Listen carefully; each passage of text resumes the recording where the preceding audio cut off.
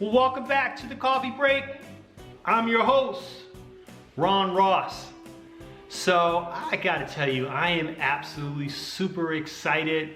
Really cool things going on in my world. I just completed, I think, 7th or 8th interview with an executive level leader. The things that I'm absolutely learning about what it takes to have impact and influence really at all levels of leadership are phenomenal. So I want to pull from one of my recent interviews and talk about this idea to have influence.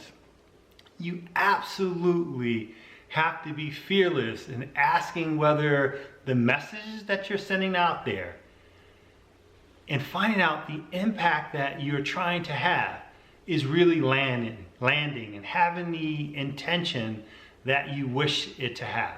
So let's suppose you're a middle organizational leader. Let's suppose right now you're killing it with your immediate and direct reports. They're happy with you.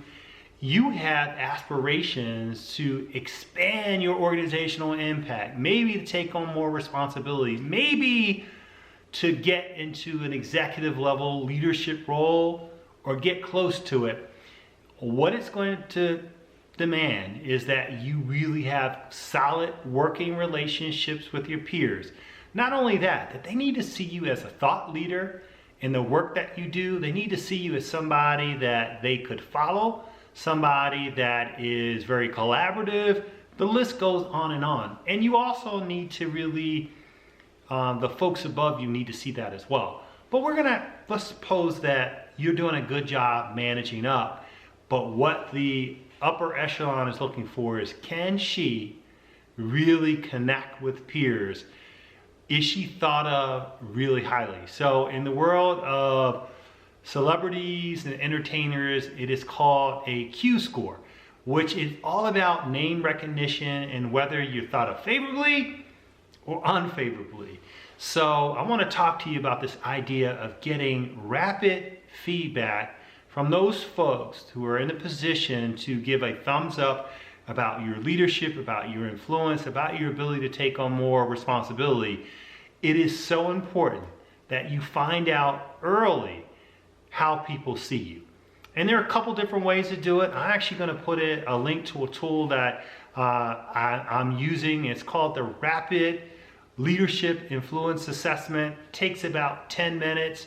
My gift to you, all you need to do is make sure you sign up to my newsletter. I'll have a link to that.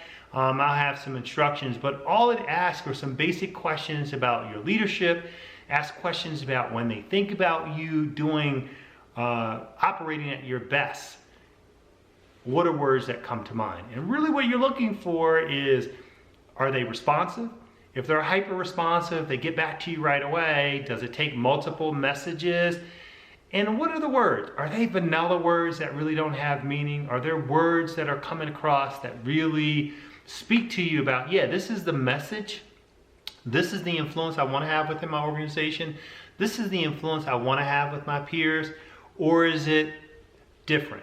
So that's the key. And it asks questions about, giving stories of when you're operating your best. And most important, and this is the tough one, this is the real tough one, is there anything that is a limiter to you taking on more responsibility? Is there a blind spot that you have that will prevent you from getting that vote of confidence from them? So it is important that you have an objective, a safe way to regularly solicit feedback from those that you are trying to influence, that those customers that you serve, whether it be the leaders above you, whether it be the employees that work for you, whether it be the partners and peers within the organizations, or the clients that your organization serves, that you have a regular feedback mechanism that you can find out,